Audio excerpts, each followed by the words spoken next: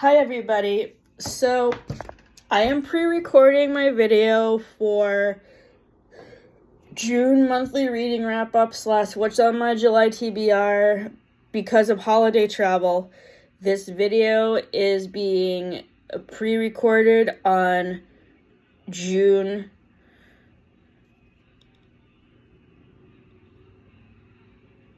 28th, a week before 4th of July, to be posted on July 7th at 7 p.m.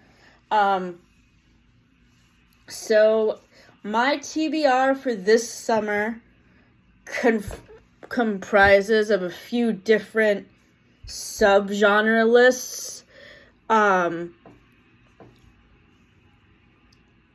New releases, historical fiction, and general TBR. I already talked about new releases in a earlier video that I posted. One new release that I am currently reading that I am really liking is a novel love story by Ashley Poston. And what I love about Ashley Poston's book is that they're all about writers or people who work in the book industry. Like, the main character in Dead Romantics is a ghostwriter for romance novels. The main character in A 7-Year Slip works in publishing, and she's trying to help a cook promote his cookbook. And in a novel love story, this book follows a romance writer. So I really vibe with Ashley Poston's books a lot since I'm a writer myself. And I cannot give a novel love story a rating yet because I'm not done with it, but that will be reviewed in a future video. Another new release that I just finished is The Rom-Commers by Catherine Center, which is yet another book about a writer, because this book is very similar to Nora Goes Off Script because it's about somebody who writes screenplays for romance movies, and I just loved it. I ate it up. It took me about 2 or 3 days to finish it.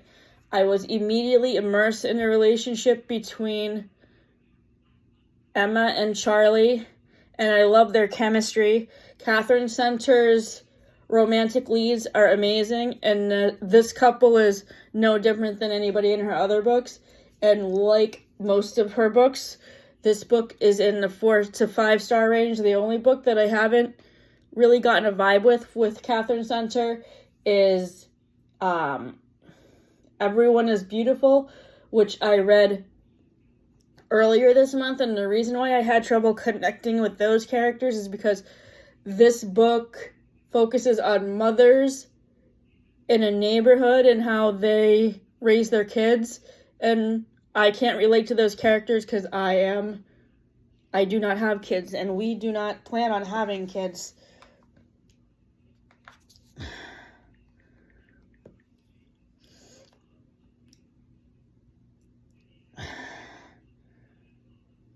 Another book I forgot to talk about in my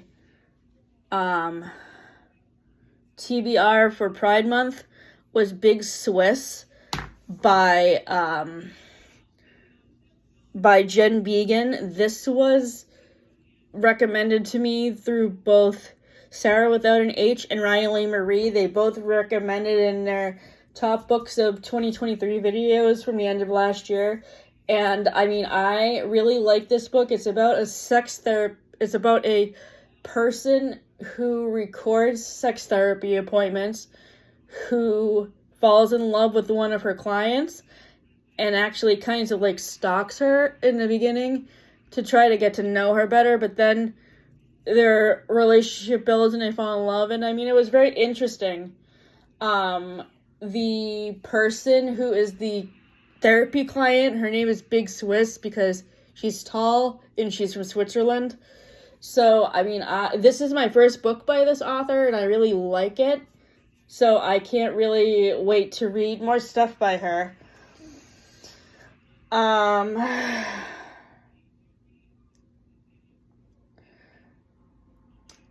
also completed the Knock 'Em Out series by Lucy Score. I was absolutely immersed in this wonderful small town in Virginia. My favorite couple in this series is Knox and Naomi. And as I have mentioned in other videos, Waylay is my favorite kid character in a book because she's so sarcastic and witty. And I am still waiting to get By a Thread from the library. It still hasn't come in yet.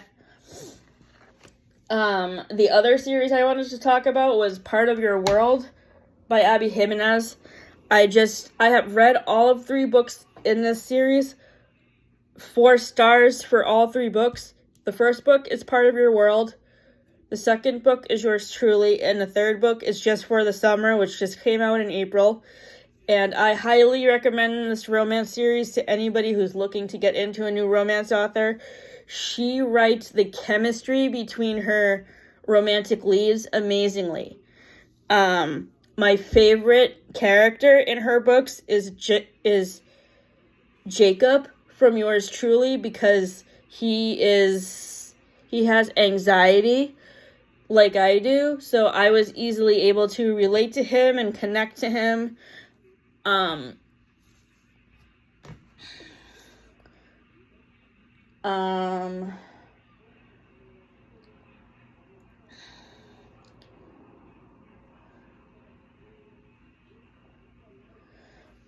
One of my thematic TBRs for the next couple of months is called Do My Viewpoints of Books I Read in School Match Up to What They Did When I Originally read them. And what I am doing for this experiment is selecting books that I read from grade 6 to college and thinking about what my ratings were for these books when I first read them, if I liked them or didn't like them. Because please keep in mind, I was in middle school and high school and the first part of college before Goodreads came out. Goodreads came out in 2006. So I am rereading most of these books that I read when I was in school and rating them on Goodreads for the first time. So for this thematic focus that I'm doing, the books that I have read so far are Hatchet by Gary Paulson, A Curious Incident in the Dog in the Nighttime by Mark Haddon, which I read for an education class that I took in college when I was a freshman. Lord of the Flies by William Golding, which I read in 9th grade. A similar book that I read for my general TBR that is related to Lord of the Flies is Wilder Girls by Rory Power. I gave both Lord of the Flies and Wilder Girls a C+ because of all the body horror and the violence. Another book that I read in school that I am reading right now is called The House on Mango Street by Sandra Cisneros, which is a series of vignettes that is written about like growing up in a Spanish American home. I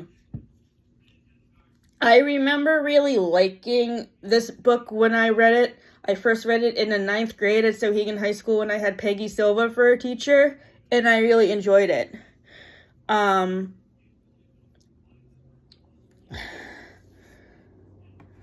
Another book that I just finished for this thematic focus is called I've actually reread both The Pearl and Of Mice and Men by John Steinbeck. I read both of these books in 7th grade when I had Mrs. Curran for a teacher. I remember back then, I don't remember if I liked Of Mice and Men, but I really liked the Pearl, and I still do. I really thought the relationship between Juana and Kino is very sweet. And then I think that's it for that thematic focus.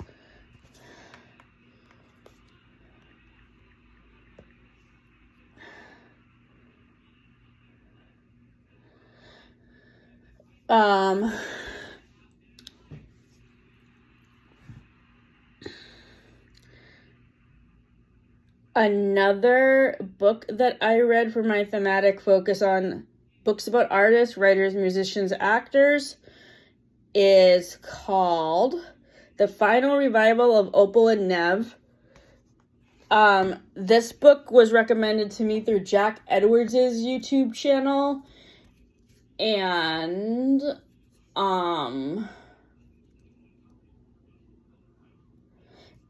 it is very similar in style to Daisy Jones and the Six, because it is a oral history of musicians. And I mean, I loved this book just as much as I did Daisy Jones and the Six. Instead of focusing on a band, it focuses on two singers named Opal and Nev. I can't figure out what genre of music they sing. I think it was rock, but I don't remember. But this book was really good, and I really enjoyed it. All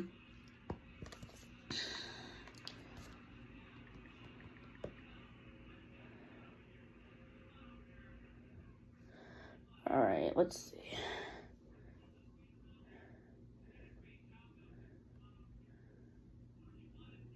So, as I was mentioning, for my July TBR, what my thematic focus is reading books recommended by Riley Marie and Sarawithoutanh. These are two new booktubers I have recently discovered through recommended videos from the booktubers I already follow: Destiny, Sarah, Haley, and Rachel Catherine. So, out of this thematic focus so far, besides Wilder Girls, I just recently finished Yumi and the Nightmare Painter by Brandon Sanderson, which is my first book by Brandon Sanderson. I am still waiting to get Trust of the Emerald Sea out of the library, so I can't wait to read that next. The next book that I've just finished is called Bookstores and Bone Dust by Travis Baldry, and I just finished Legends and Lattes last week, and I was just immersed in this fantasy world and loved the build-up of the two characters who are an orc and an ogre. So I just love this. I think it's so creative and ingenious. I'm also reading Clockwork Angel by Cassandra Clare right now, and it's very good so far. It's my first book by Cassandra Clare. What I'm realizing by watching all of these videos of YouTubers who are on BookTube who are younger than me is that they are introducing me to lots of books that came out in the early to mid 2000s when I was in high school and the beginning of college that I may have not been aware of, such as The Infernal Devices, or books by Rainbow Rowell, or the Chestnut Springs series by L.C. Silver, or Emily Wilde's Encyclopedia of Fairies, etc. Another book I just finished that was recommended to me by Sarawithoutanh is called The Haunting of Hill House by Shirley Jackson. This year has led me to read a lot of horror books outside of the Halloween season. So back in February, March, I was reading a lot of Stephen King. And through reading this book and all of the Stephen King books that I read back in March and February, I realized that horror may not be for me, because I find myself easily engaged in all the plot lines of these horror books, but I just don't find them to be that scary. Like, here's an example. I read The Shining back in March as part of my series about books as read on TV. The Shining was in the episode of Friends, Monica and Richard. The one where Monica and Richard are just friends, where Joey and Rachel exchange books to read, and Rachel gives Joey Little Women, and Joey gives Rachel The Shining. And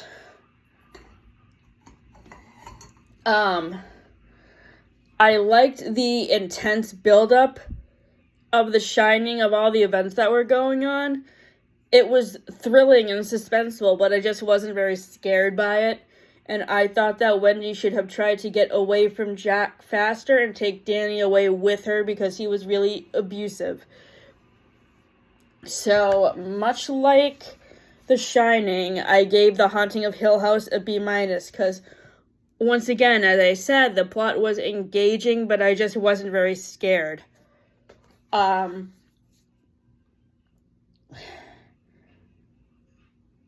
the other book that I read that was recommended by Sarawithoutanh is called Fangirl by Rainbow Rowell.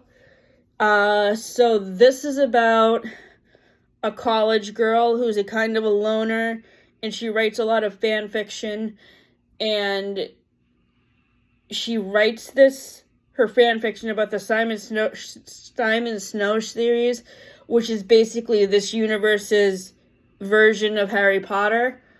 And she tries to pawn off her fan fiction as an assignment for English class, which I don't really like. Because basically, what fan fiction does, for those of you who don't write it, is basically you are writing stories with characters from licensed intellectual properties like Disney or Harry Potter or Friends or Beach Read or whatever.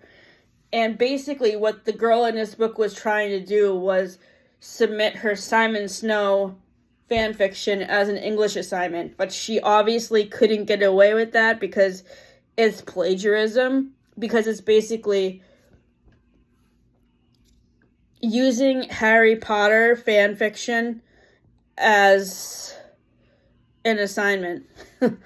And another thing I couldn't really connect to is the characters. Like, what I have been realizing as I have been going through reading all of these romance books, not just Fangirl, but also like Lynn Painter's romance books that are YA, like Better Than the Movies and Betting on You and Mr. Wrong Number. Like, Better Than the Movies was pretty good. I just couldn't stand the main female character. I thought she was whiny and really annoying. I thought all of the female main characters in her books were pretty whiny and annoying, except for Sophie from her new release, Happily Never After, Emily from The Do-Over, and Kath and Levi from Fangirl just didn't have chemistry with each other at all, and they were kind of boring together, so I don't think I'm going to pick up another book by Rainbow Rowell, unfortunately, because I didn't like this one very much. So, this thematic focus will be continuing for the rest of July and probably into August as well, because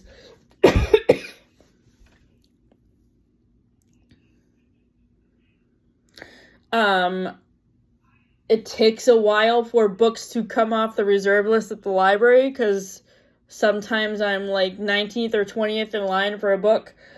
So some of these books may not get off of the hold list until the middle of July or after I get back from my vacation.